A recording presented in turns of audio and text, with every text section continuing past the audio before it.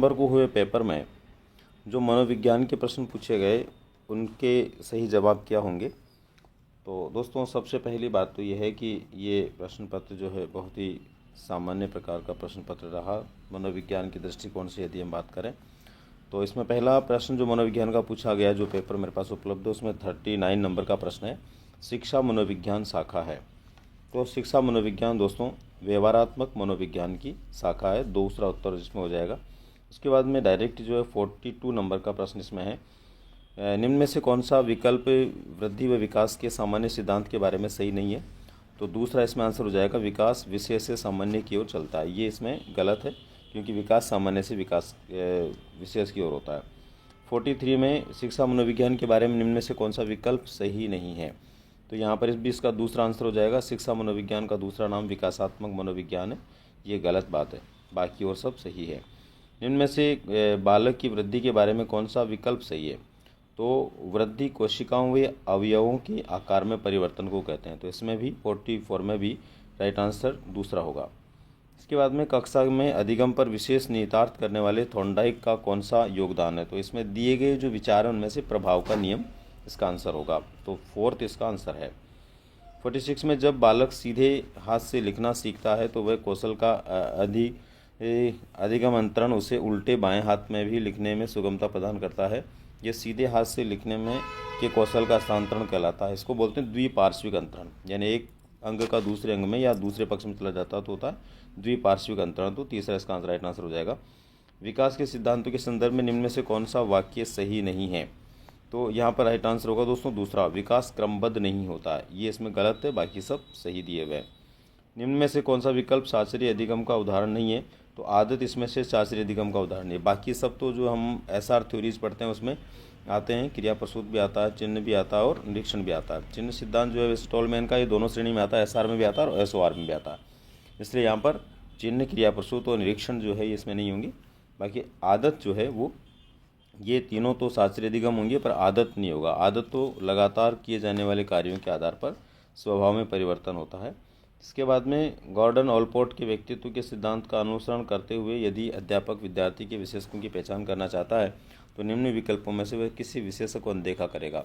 तो यहाँ पर केंद्रीय, प्रधान और गौण, ये 3 प्रकार के जो है गुण तो ऑलपोर्ट ने बताए, लेकिन मूल विशेषक नहीं बताए। तो इसका राइट आंसर हो जाएगा मूल विशेषक।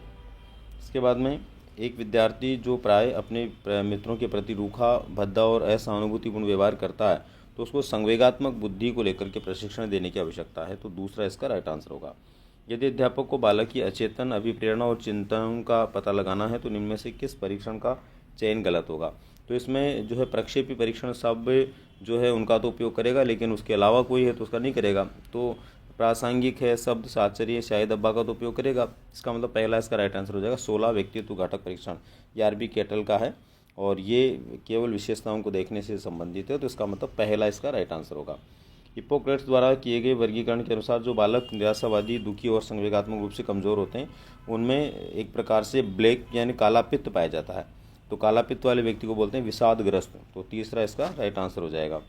इसके बाद में विद्यार्थी के निष्पादन पर सकारात्मक प्रतिक्रिया देकर उसे गर्वित अनुभव कराकर मास्लो की आवश्यकता पदानुक्रम के प्रारूप के अनुसार शिक्षक निम्न से विद्यार्थी की किस आवश्यकता की संतुष्टि कर रहा है। तो आत्मसम्मान की आवश्यकता। समस्या समाधान के में यदि कोई विद्यार्थी अध्यापक के निर्देशित परिप्रेक्ष्य में हल खोजने की जगह कुछ नया लीक से हटकर करता है तो इसका मतलब वो सृजनात्मक बालक है। तो राइट आंसर हो जाएगा अपनी अपसारी सोच की क्षमता का प्रयोग कर रहा। तीसरा राइट आंसर होगा इसमें।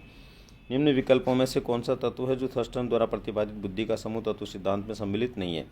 तो आगमन तर्क भी बताया उन्होंने, प्रत्यक्षीकरण भी बताया है और विचरण की शब्द क्षमता भी, विचारण की शब्द क्षमता भी बताया, लेकिन मूल संबंधी तत्व यानी सोर्स के बारे में उन्होंने बात नहीं की। तो पहला इसका राइट आंसर होगा, 55 का फर्स्ट आंसर होगा। प्रकृति में सभी व्यक्तित्व व व्यवहार संबंधी गुणों का वितरण एक विशेष रूप में संपन्न होता है। इस वितरण को कहते हैं, इस वितरण को दोस्तों कहते हैं सामान्य संभाव्यता वक्र। सामान्य संभाव्यता वक्र के रूप में इनको देखा जा सकता है। निम्न में से कौन सा व्यवहार विद्यार्थी की उपलब्धि अभिप्रेरणा दर्शाता है। तो अपने निष्पादन स्तर में सुधार के लिए कठोर प्रयत्न करना। दूसरा इसका राइट आंसर होगा। निम्न व्यवहार समूह में से कौन सा व्यवहार समूह बाल अपराधियों में प्राय नहीं देखा जाता। तो आंतरिक रूप से नियंत्रित और सामाजिकता नियमों का पालन करने वाले नहीं होते इसीलिए बाल अपराधी होते हैं। बाकी सारे बाल अपराधियों में पाई जाने वाली विशेषताएं होती हैं। तो फर्स्ट इसका राइट आंसर है। निम्न विकल्पों में से अध्यापक का कौन सा तरीका विद्यार्थी की आत्म सक्षमता में बोध में बढ़ोतरी नहीं करेगा? विद्यार्थी की उपलब्धि पर उचित प्रोत्साहन देना, छात्र को किसी आदर्श को दिखाना जिसे समान कार्य में सफलता प्राप्त हो, विद्यार्थी के समान कार्य में पूर्व मिली सफलता प्रकाश डालना। तो चौथा इसमें हो जाएगा दोस्तों, विद्यार्थी की सफलता का श्रेय भाग्य को देना। तो भाग्य को देकर के हम बालक के आत्मबोध को विकसित नहीं कर सकते, इसलिए चौथा इसका राइट आंसर होगा। यदि एक छात्र अपना बहुत सा खाली समय चित्रकारी में बिताता है और ऐसा करने पर वह प्रसन्नता अनुभव करता है तो वह व्यस्त समय में से चित्रकारी के लिए समय निकाल लेता है और उसे ऐसा करने पर थकान भी अनुभव नहीं होती। इनमें से सही विकल्प छांटें जो उसकी अभिव्यक्ति को दर्शाता है। तो दोस्तों इसमें है उसकी अभिक्षमता, श्रेष्ठता, उसकी रुचि की अभिव्यक्ति को दर्शाता है, यानी इंटरेस्ट को दर्शाता है। दोस्तों दूसरा इसका राइट आंसर हो जाएगा, यह उसकी रुचि की अभिव्यक्ति को दर्शाता है। तो दोस्तों ये थे 20 प्रश्न शिक्षा मनोविज्ञान के जो 21 दिसंबर को हुए पेपर में पूछे गए। धन्यवाद।